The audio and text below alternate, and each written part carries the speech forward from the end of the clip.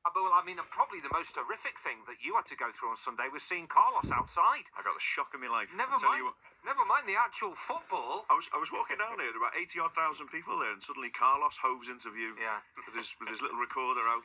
We got your exclusive opinion before the game, so I suppose we should get your exclusive opinion after the game. Can you please not play out my exclusive opinions before the game, because it was woefully wrong.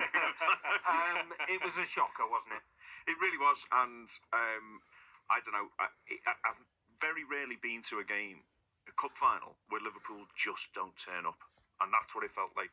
You're watching them. There's very, very few players out there who can come out of the game with any sort of credit.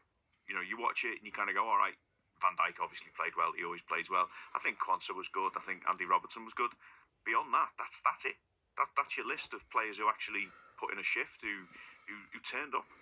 And I thought the Geordies, in fairness, the Geordies were great. All the fans were all so positive and so, like, it was all about their team. It was all about them. It was all about Newcastle. And you often don't get that. But, you know, when you walk away from a game, and usually you can kind of go, oh, well, if our striker hadn't missed a sitter, or if our goalkeeper hadn't thrown that one into the net, or if the ref had given that penalty, it would have been different. I don't think anyone deserves anything out of that game, from a Liverpool point of view. The first shot on target, or the first shot, I think, was Curtis Jones. Yeah. You know, when he came on. It was shocking, and it gave us a little chance to see what Liverpool are like without Trent Alexander-Arnold and without Mo Salah. I think if either of those two had been playing, then, you know, we could have been in with a chance.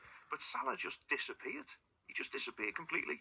And I think there's lots of people kind of looking back on it now and saying, oh, more squad rotation earlier in the season, the players would have been tired. And I do get it. The PSG game took a lot out of them. And I think the 5 games in 15 days before that took a lot out of them.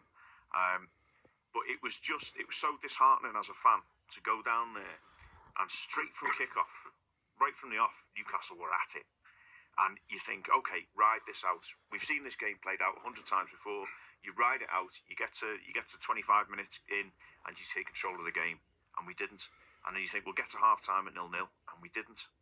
And then the start of the second half, you go, right, we're 1-0 down, but we'll come out and fly at them, and we didn't. And it was just missed opportunity after missed opportunity from the fan point of view. Overall, not a great Sunday for me, Salty. It has to be said. When you talk about, you know, the rotation element, that inevitably there will be people saying, bear in mind the impact they had on the game. Well, why hasn't he used Harvey Elliott more? Why hasn't he used Chiesa more? And